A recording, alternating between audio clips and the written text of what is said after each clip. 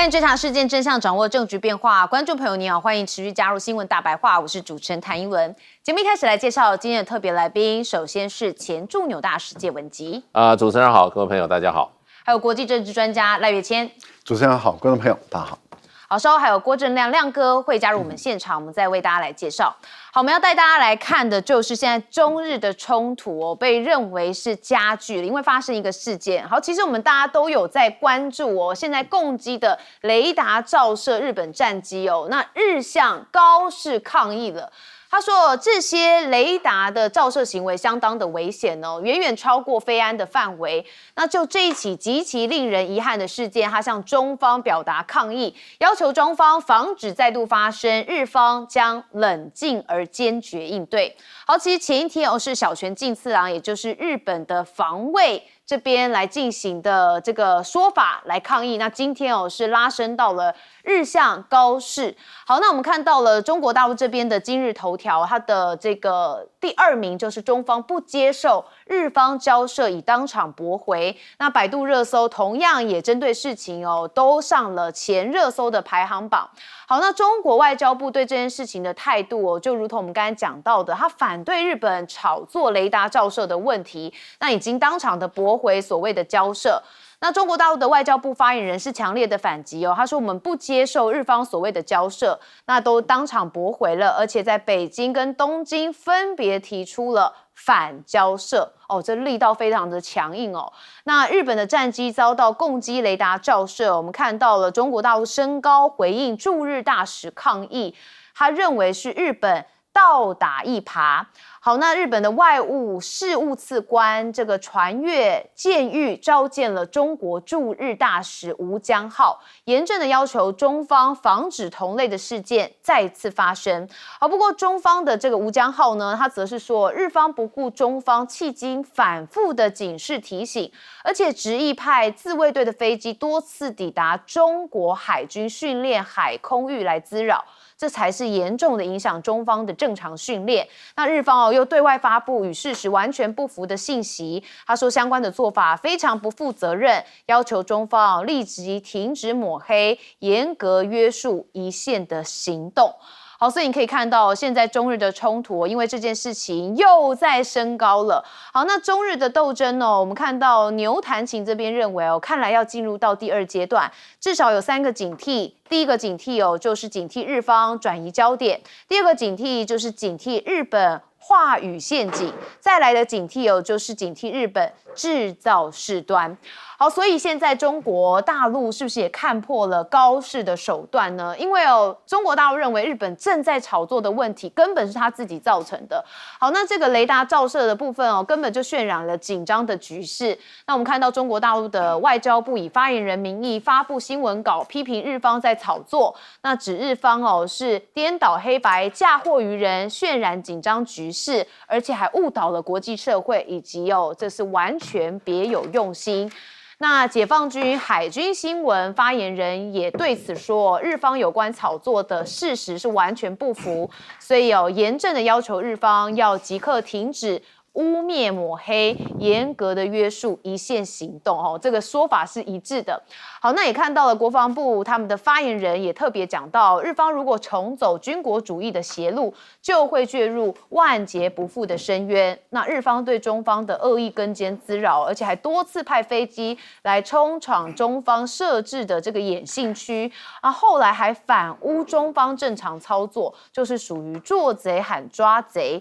那现在中国的军事专家甚至也提出一个论点，他说目前解放军的备战能力很强，而且特别是在东海，他们的航母编队的训练，包含海空协同的动作都有很大的发展跟进步。所以尽管日本搞小动作，但一切都在中国的掌握之中。解放军综合作战的效能都足以遏制这日本在西南方向的军力扩展。那另外一位这个军事专家也是中国大陆这里的，他是认为说辽宁舰的编队在开展训练，那舰载机打开雷达就是在规范动作，所以难道在日本军机擅闯中国事先公布的训练区域时，中国战机反而应该关闭雷达吗？有人认为他说的是一针见血那我们再看到解放军报也对于日本有非常强力的这个批评，他们是说日本开历史倒车并遭反噬，他是以这个为题来写了文章。那里头内容讲到说，日本最近有种种危险的行径，无一不与和平宪法是背道而驰，而且对亚洲乃至世界和平的稳定都构成了严重的威胁。那他在文章的最后还警告说，这警钟已经敲响了，悲剧不能重演啊！如果日本执意要开历史倒车，背弃了和平发展的承诺，重走军国主义侵略扩张的邪路，破坏了战后国际的秩序最终就只能是自取灭亡。所以中方跟日方现在不管是在外交跟军事上面，确实都有升高到另外一个层次，已经跟本来高市早苗说的台湾有事日本有事就有子体继位权，又更加扩大了整个战区所以大家在看日本你现在有什么应对的方式呢？日本防卫省有特别讲说，这个中国的辽宁舰在12月6号到7号的2天内，其实共进行了大约100次的舰载战机跟直升机的起降，那也是首次在冲绳本岛到大东群岛确认了中国航母执行这种密集动作，但是没有发生领海侵入跟领空的侵犯，所以日本防卫省还是非常的关注中国大陆这边的军事动态。那中国的海军则是发出通告说日方的军机其实有滋扰擅闯了辽宁舰而且被视为是这个训练靶标引人关注。那是根据中国海军揭露一些关键细节，说这次的训练无可争议的前提就是中方已经通过了国际的海事16频道等公开的管道，都有事先的通报我们要在哪里训练它的海空域是哪里，但是日军机还是选择多次的抵近来滋扰。所以日本军机的行为就好比擅自闯入了他国实弹射击的靶场，所以抱怨自己还被瞄准那他的后果跟风险理由这个闯入者自己承担，所以他们再度的强调日方的炒作正是典型的碰瓷之后的卖惨表演，所以这才是让中方相当不爽的。好，那现在中日的关系看来没有平静甚至还进入到另外一个新的层次，我们还是要先问亮哥。我觉得讲那么多都没用啊，因为军方你的反应如果在做澄清，那你就公布日本军机的航机图嘛，就是你进来我的演习区，所以我必须要有所因应啊。那为什么没有这个动作呢？你用讲的有什么用？现在是各说各话嘛，而且对方还这个，如果中方所讲的属实了，那小泉进次郎还捉贼喊捉贼嘞，做贼喊捉贼，他还率先开记者会，对不对？你这个时候你要反驳，你就公布航机图啊，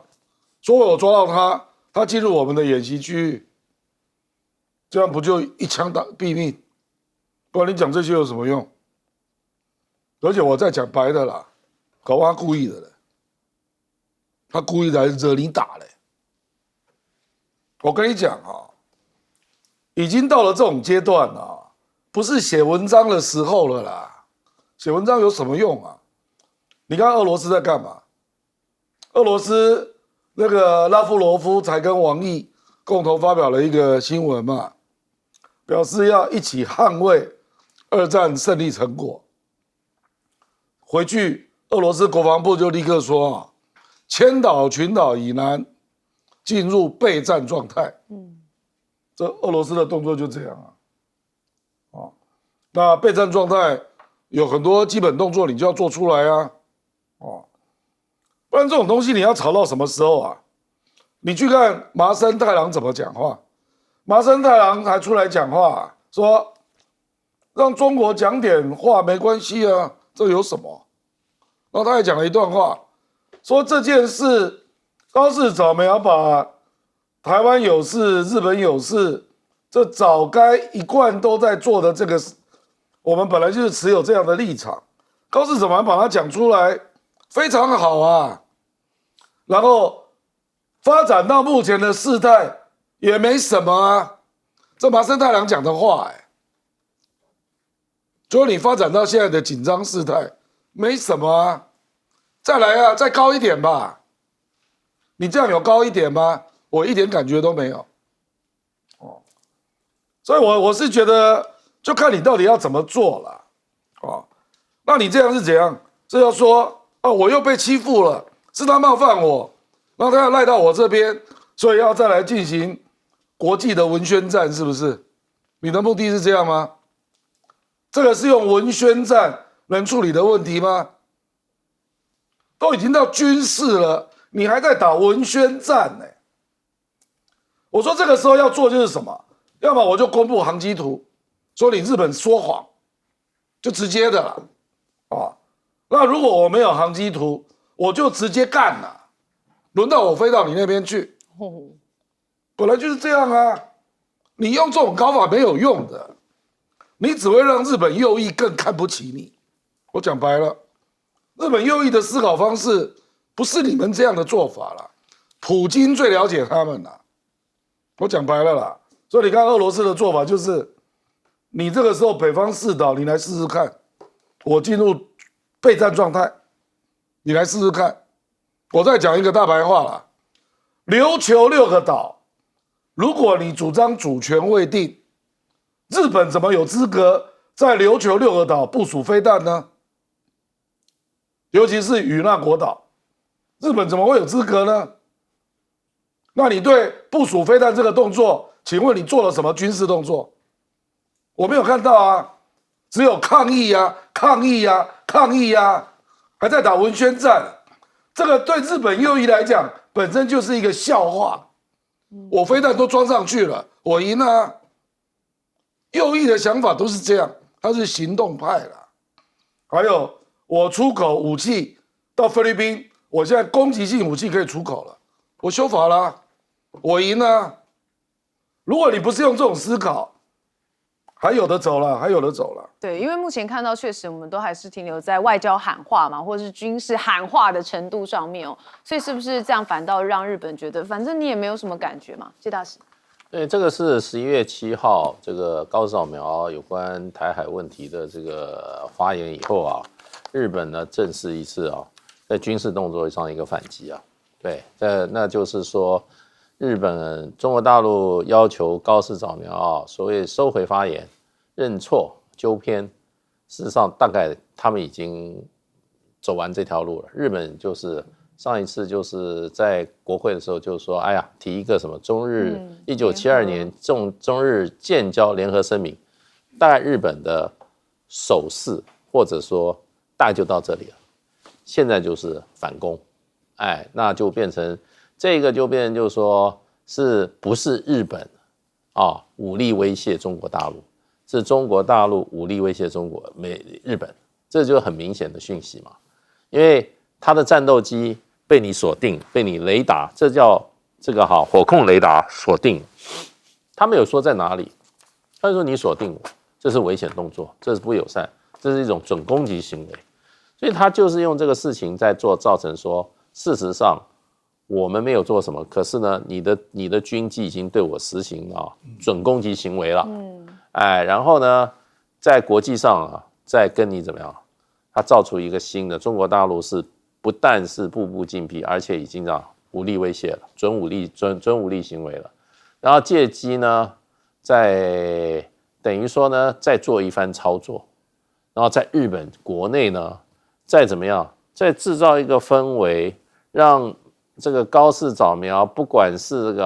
这个非核三原则，继续增加国防预算，另外呢，修改国防3法、安保3法案，继续往前冲。哎，就是这样做而已。因为其实某种程度上，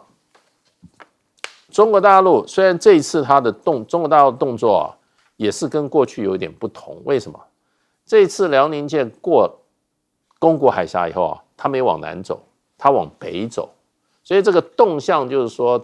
等于说超日本的这个东海岸线，所以日本大陆这种，它在这个公海上这种活动，它如果要进行各种演练，它一定是划设一个演习区域嘛，这是标准动作。可是呢，日本就是故意要冲撞，所以日本事实上他是要借这次行为达到他自己的目的。那我觉得大陆应该会很清楚的，就是大概日本对于回应这个高市早苗言论的动作已经开始反手为攻了。好，不过我有种既视感，觉得日本现在也在卖芒果干。日本的效果不大啊。先讲一下，因为这一次中国事实上是12月5号2梯次的舰队交叉的穿越了宫古海峡。第一梯次的舰队是在11月7号高市早苗宣布以后，大陆就有3艘的战舰，一艘是动五五，一艘动五四，另外一艘补给舰往北走。往北走，经过大隅海峡、对马海峡，穿越青津海峡，那也就是把日本绕了一圈。我们都知道，在过去你战舰在你的这个领土，就是你的海域旁边绕的时候，这个是一种威力的一个展示。也就是说，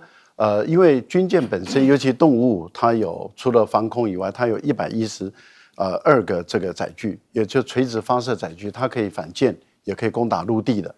那这个是攻击力是非常强大的，等于是我有一堆远程的炮在你家门口，随时可以打到你。那当然有人说，你打啊，其实不是这样子。军力的展示是我先告诉你，我有这个实力，我有这个能力，必要的时候那就来试看看了啊。好，那这个战斗群我们看到了，它事实上就是在12月5号的时候，由东往西穿越的这个宫古海峡，穿越的时候。那个辽宁号的航空母舰也过去了，这个事实上是一个突破岛链的一个非常重要的一个讯号。那辽宁号战斗群过去以后，在这个海域，也就是在日本的经济海域专属的经济海域，在这个地方开始进行这个空降的一个实弹演练。那当然，在这个进行实弹演练的一个过程中，你看日本的一个统计资料，就是说当天就有50架次的舰载机的起飞跟降落，这代表什么？代表辽宁号的战斗机，它已经完全的一种战斗力形成了。那日本的战机过去以后，就进入了这个空域。那当然，这个对大陆来说的话，对日本来讲，就是说这是我家的空域，可是对大陆来说，这是公海，不是你家的。那当然，双方就经过了这个空中的一个缠斗，很明显的，日本被照到了，那就代表说中国大陆咬住日本了。因为照射完了以后，火控雷达一打就可以打掉了。其实就是告诉你说你死了。对。那后来日本的战机飞走了，晚上这是已经是晚上7点了。就那电动里面那个 target 就是这个概念了。对，那晚上的时候7点已经是不是我们目视能看到的？那一个舰载机的危险度是高于这个地面飞行的飞行的，可是日本还是又被锁定了，又被打掉了，那日本又走了。日本气急败坏，半夜召开国际记者会。当然，你可以看到中国大陆就代表什么？中国大陆是越来越强势，而且辽宁号往北走了。我估计或许会在东京湾，在这个地方举行这个演练，这放出一个讯息：你美日安保在哪里？根本不存在了。好，还要再观察一下后续发展。我们休息一下，马上回来。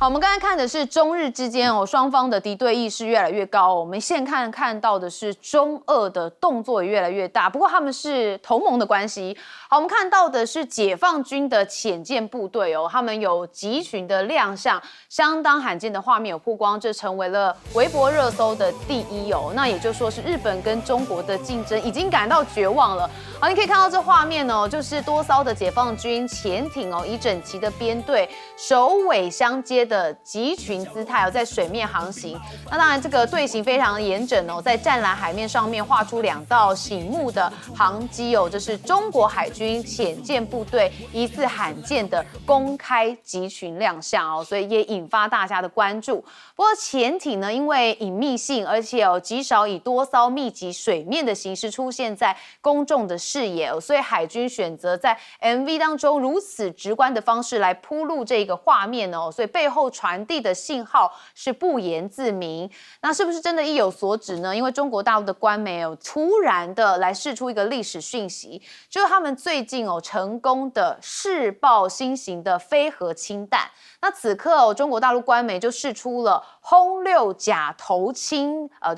轰六甲投掷氢弹的一个历史讯息，所以令人相当的玩味。南华早报就报道说，中国近日成功的试爆这个新型的非核氢弹，那也针对建筑物跟地下掩体的内部目标来进行定向的打击。那中俄时值8年的时间在第3次的反导演练当中专家认为有一些不同的讯号。好，中俄加强了这个反导的合作，而且表明对地区只要试图进行军事挑衅的力量进行明确的警告。那当前日本不断的推动了新军国主义，那发展远程导弹等举动，因此强化反导建设真的是刻不容缓。那路透社也相对有报道说现在中俄对于川普的军事扩张是表达了强烈的担忧。川普之前还表态有意恢复核武试验，也被中俄视为在破坏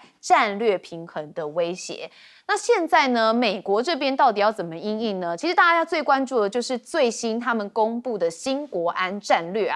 好，那这新国安战略里头，大家也发现说，美国不再视俄罗斯为直接的威胁那克里姆林宫怎么说呢？我们看到他发言人是喊赞说欢迎川普政府修改国家安全战略，不再将俄罗斯称为直接威胁。那该文件更称说华府力求跟莫斯科重建战略稳定。不过，美国这边的参议院军委会的凯利倒是有不同的想法。他说，现在川普的国安战略将对中俄两国的商业利益置于对盟友的承诺之上，所以如果这个计划实施，就会削弱美国在全球的影响力，并且危及到国家安全。好，那川普的这个国安战略确实现在每个国家都很关注它里头到底有没有提到各自的国家，大家也都在看。好，那现在这个国安战略对中俄最好的研判有分析师认为说，对于中国，其实这个档案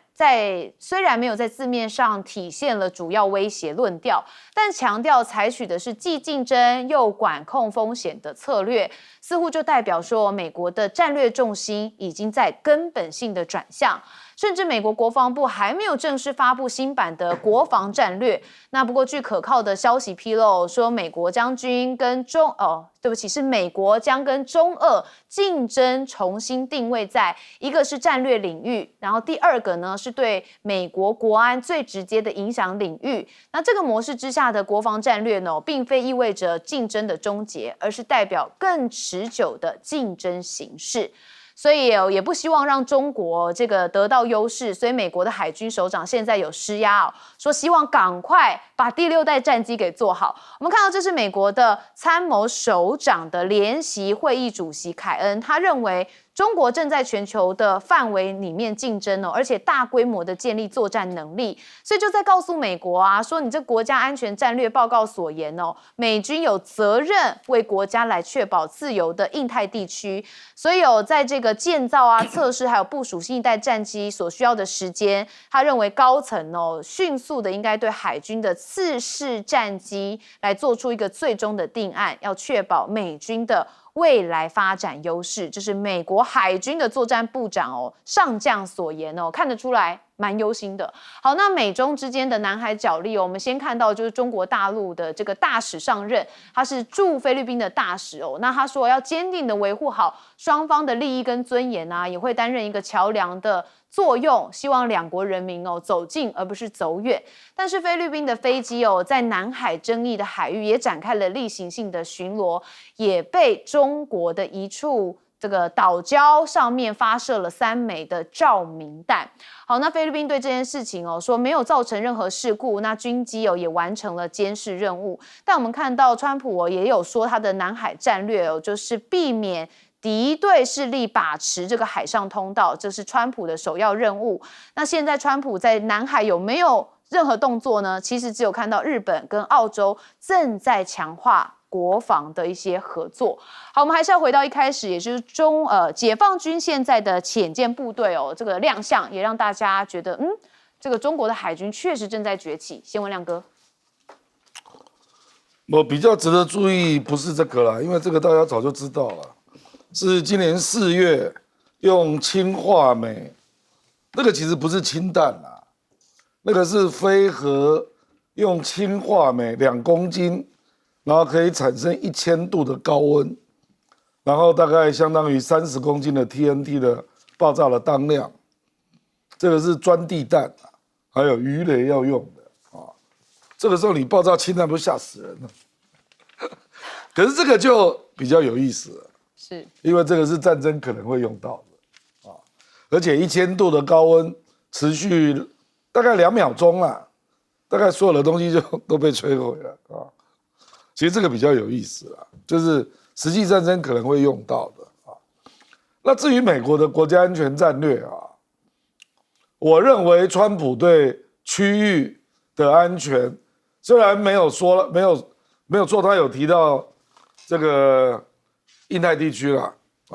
可是在他的优先里面是排第4顺位那第1顺位是美国嘛，就是非法移民不能进来等等。那第2顺位是美洲嘛，就是美国要主导美洲，那他用的词是西半球，所以应该是包括巴拿马运河还有格陵兰都包括在内。那第3层是全球经济与科技的领先，讲了3层还没有讲到地缘政治。我认为他对地缘政治其实兴趣不大，他要的就是美国老百姓要过好日子，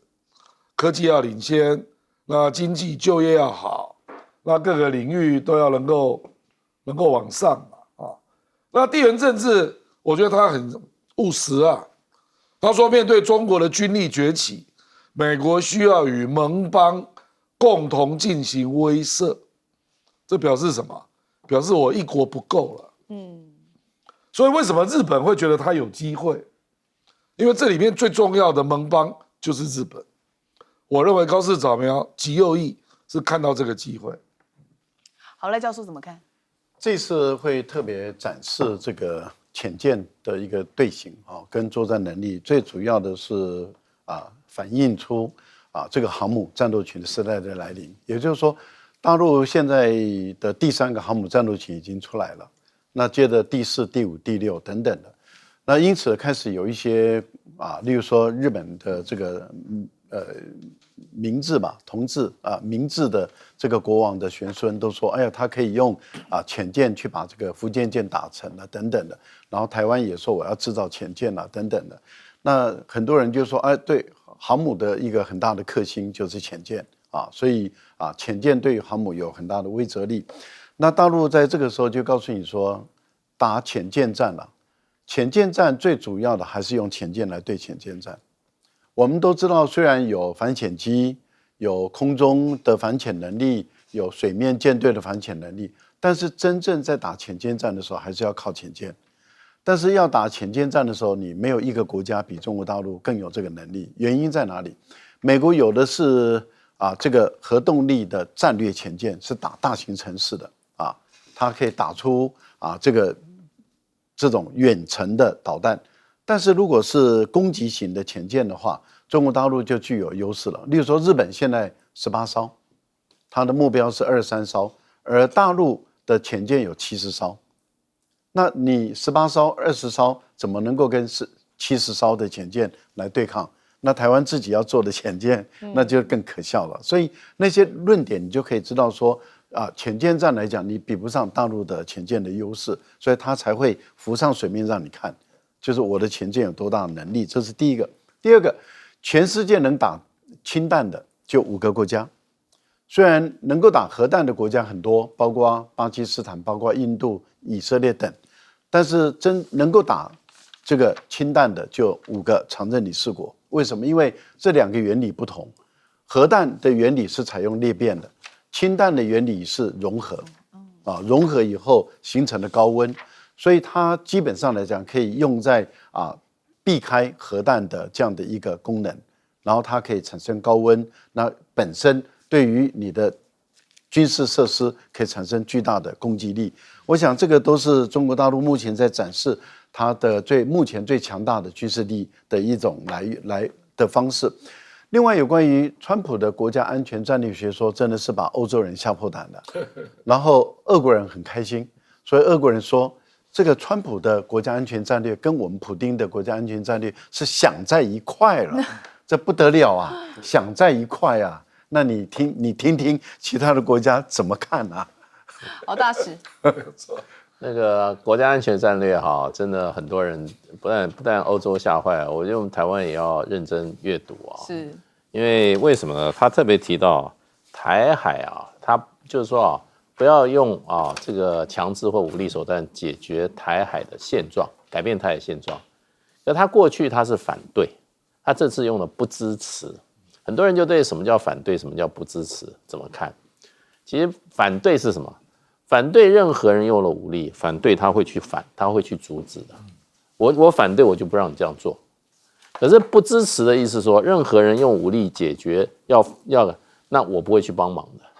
我不支持，我也不会参与。所以这个是天壤之别啊，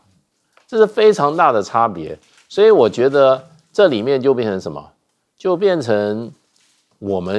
这是专门针对台湾讲的话，这个措辞啊，在外交上就是措辞很重要。那我们要正确解读。有人觉得还认为说，哎呦，你本来是反对，现在不支持，其实是很好的哦。有人去往这方面解释啊，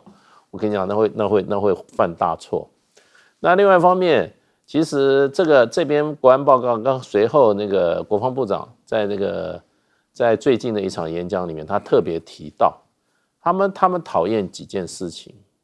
他这个国安报要他讨厌什么叫 free rider。free rider 就是什么？搭便车的人。他认为美国的盟友基本上过去都搭便车，然后他又提出来一个叫什么 burden sharing。burden sharing 就是你那个负担要大家一起来分享。所以呢，在印太这边，他就要美国的盟友不准做这个什么所谓的搭便车的人，你不要坐车，你也不付钱，都搭美国的便车。然后呢，你要把这些承担起来。所以美国事实上这个是有很大的转变。可是对中国策略呢，它也有很大转变。他说，在印太部分，我们跟中国大陆的竞争不是寻求在这个区域的掌控 dominance， 就是完全控制，就听我的。他寻求的是什么？他寻求叫 balance of power。是什么？就是权力平衡，就是让这个权力呢不会互相的怎么样压制，可是呢最好是维持现状。所以这些部分，其实我觉得我们的国安专家应该用非常审慎的角度来看一下，因为这个就是川普现在跟未来在印太地区它的整个大战略。而特别在台湾提完8次，我们那个国安单位说被提了8次很重要。几次不重要啊，内容比较重要啊，不支持跟反对已经天壤之别了。对，所以外交举措上面这个词真的要很细腻的来进行解读。我们休息一下，马上回来。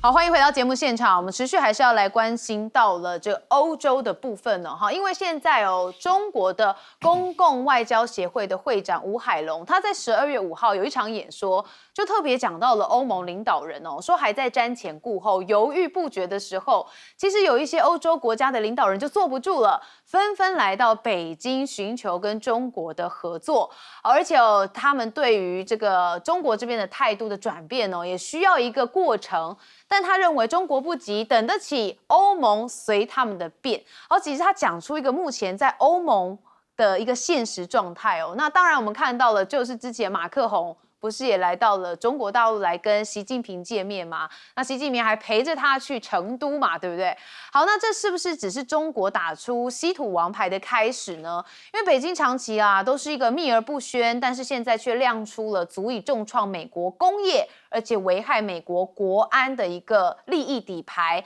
那这个稀土或许只是一个开始毕竟习近平还没有充分的利用中国在医药供应链中的主导地位。好，那中国是以稀土管制亮出了一个经济的核选项啊，就说因为它掌握了全球大部分采矿跟加工的能力，所以也让中美的力量平衡急剧的倾向北京。那美国短期之内是毫无反制能力，中国的稀土战略从30多年前当时邓小平就曾经预言说中东有石油，我们的中国有稀土好，现在大家就说，真的是应验了。那保稀土命脉不仅是防陆，欧洲还得防美，因为有欧洲专家认为是欢迎欧盟终于采取了一个重大的措施，就是建立自身的稀土产业，要对抗的就是中方的主导地位。不过也建议欧洲必须要提防，不要被美国压倒。那最近美国的稀土公司不在收购英国的稀有金属，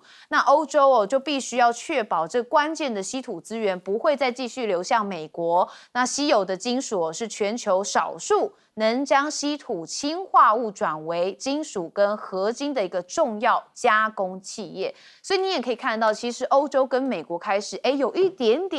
有一些不平衡的状态了。好，那美国的 AI 跟晶片，我们也来看到辉达的先进晶片到底该不该输入中国呢？美国的贸易代表格里尔他认为其实必须非常的谨慎，因为希望企业获利表现良好，但作为制定政策的人，必须要确保国家安全是在第一位的。所以关于管制门槛的讨论是始终开放，但是会随着时间推移而改变。那美国的经济史学家则认为说，在晶片的发展历史当中，后来有直接超越领先者的例子非常的有限。那些最前沿的技术公司都是花费了几十年的时间才做到了这一点。那盲目的追求在技术层面上面弯道超车他说现在来说根本不可能。那是这样吗？我们来看黄仁勋怎么解读 AI 他认为可以从5层蛋糕来看，也就是说这个5层分别是能源、晶片、基础、模型设施跟应用。他说，美国虽然在晶片跟顶尖的模型上面仍然是领先，但是中国在能源投入、制造能力跟基建速度，还有开源模型跟社会接受度上面是全速的在加速当中。那也使得 AI 的竞争结构性力量是正朝中国大陆倾斜。那黄仁勋现在觉得美国这个效率跟中国差很多，为什么？他用一个方式他说这个美国建资料中心要花3年，人家中国大陆1个周末就盖好医院他确实看到一些中国大陆跟美国的不同。好，那中国大陆什么厉害呢？我们看到它机器人现在技术很成熟中国业者以多元部署为核心策略就提升了机器人的全身还有手部的自由度那希望在软体跟硬体上面都更加的流畅。那价格竞争更是中国的竞争武器。那他们也发表了像是这个6臂机器人说这是美的集团叫做美罗 U 这个是行业首创的6臂轮足式的人形机器人。那它这个仿人形的机械手臂高度的灵活控制可以执行这个末端多类模组的快速切换，形成一个多维度的协同作业系统。好，所以我们带大家来看一下这个机器人厉害的地方就在它竟然可以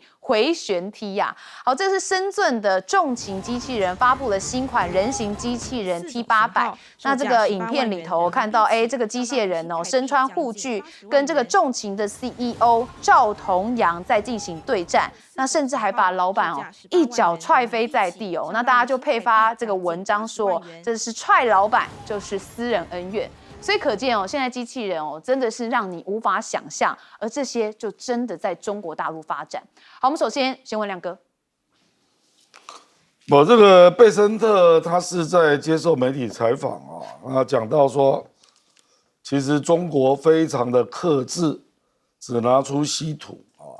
然后他说更可怕的是医药的供应链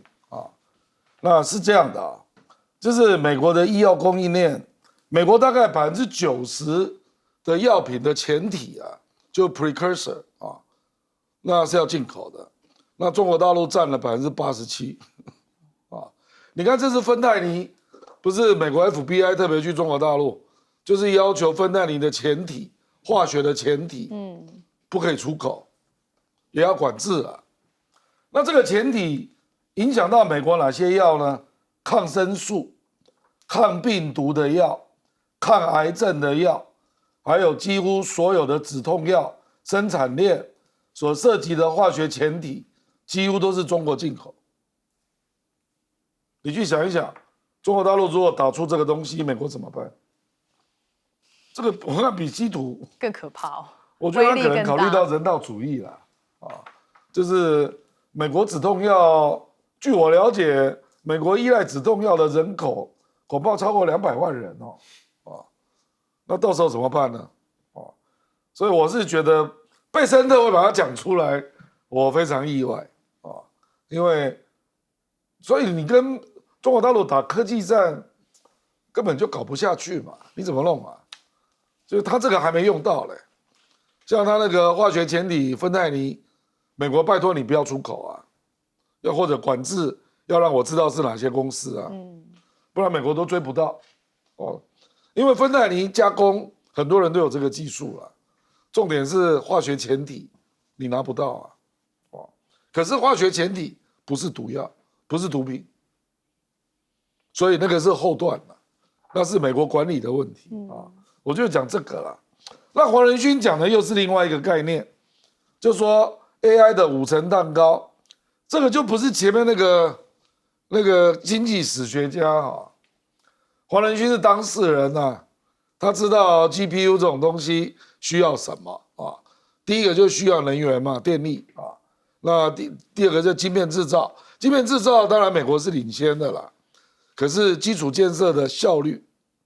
然后大模型的出现。中国大陆现在大模型就是，我觉得几乎是这个蚂蚁雄兵的方式各式各样的模型都在出现那另外最后就是应用场景那美国坦白说了，除了晶片制造之外，其他恐怕都被追上可能基础模型各有利弊啦可是很多美国真的是被追上比如说电力的需求。基础建设的效率，还有应用场景的多元化了那机器人就更严重了。目前工业机器人，中国大陆装了270万台，哇！排名第2的是德国，德国是45万。270跟45，对，德国是第2名太大了吧？第3名是日本，大概也是40万，美国只有34万。那所以你对它其他的机器人的遍地开花式的发展，连政府都出来管说不要内卷太厉害，你就知道是什么程度了。大使怎么看？对，现在这个就是美国这个 AI 的晶片对中国大陆的限制输出最近已经开放了，也就是这个美国的 AMG 超微。事实上，他的那个总裁苏姿芬前几天还跟记者表示说，他的一款晶片叫 MI308，已经美国政府已经允许它外销到中国大陆。可是他们中间有一个协议就是说你美国公司把晶片卖到中国大陆的话，你这个公司要对美国政府缴一个税，15%的税，销售额的税。当然，这个税会不会转嫁给这个买方不知道，可是这个基本上你只要卖，美国政府就要跟你抽15%的税。所以呢，这一笔成交以后，很多人就要猜这个黄仁勋的 NVIDIA 的 AI 晶片，很可能在可见未来也会得到美国政府给他的绿灯。因为黄仁勋本来他卖这个 H20的时候，这个所谓特供的晶片的时候，本来美国政府也要禁他。后来呢，他怎么样？结果后来美国政府准了，因为他去见了川普一句话，听说他用了一句话，川普听进去了。他说：“我们卖给中国大陆，就是在压制中国大陆的 AI 晶片的发展。而这个你如果不卖给中国大陆的话，就是鼓励中国大陆研发自己的高端的 AI 晶片。”所以他这句话一讲了以后，川普说有道理，就让他卖了。当时 H20，可是这个很有趣这个晶片结果卖到中国大陆，中国大陆政府禁，跟这个厂商说政府不能用这个晶片，然后也鼓励中国的民间企业也不要买这个黄仁勋的 H20。所以黄仁勋有一次在美国演讲的时候，他有一个那个观众就问了他说，我们卖这一些晶片到中国大陆，会不会有这种技术机密技术或者专利被偷窃的情况？他说黄仁勋说，当然你还不知道，我们这个 NVIDIA 创一个记录，就是我们卖晶片到中国大陆，美国政府进，然后我们可以卖进去中国大陆的晶片呢，中国大陆也进，所以它是被两边禁，被美国政府跟中国大陆同时禁。他意思就是说，中国大陆想要偷我的技术的话，他干嘛禁我的晶片？所以事实上，黄仁勋曾经别人问过说，到底我们美国的 AI 晶片跟中国大陆差距在多少？他说秒奈米，意思就是说非常的近。可他最近的一次他的讲法我特别听，他说是6个月。所以呢，事实上我们要听政府人讲说有效的，还是在业者来讲，我觉得黄仁勋的话，我觉得比较有参考价值。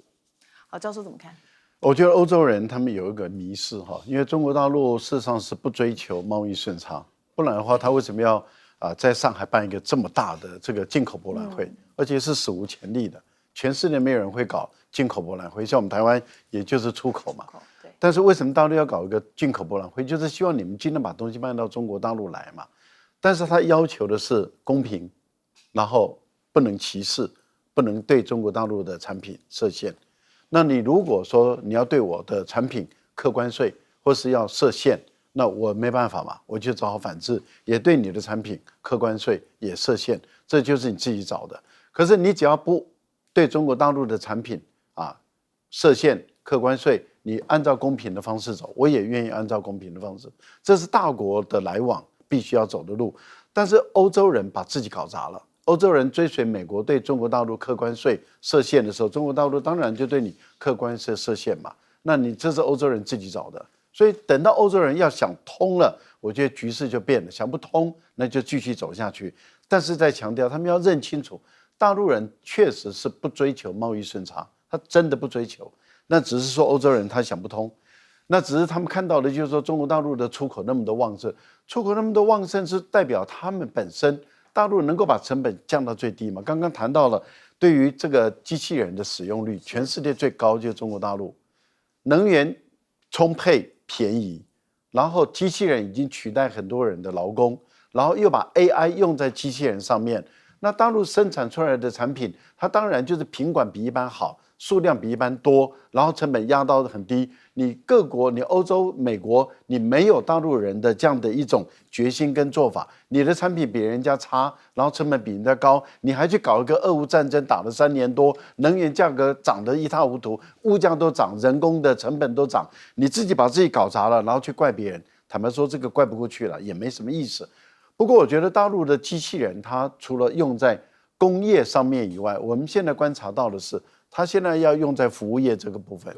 服务业的机器人才可怕，它会深入到我们每个人的家庭了。我觉得大陆目前来讲是在创造服务业机器人，人人都可以买得起的机器人到家里来服务，来帮你做一些简单的家事。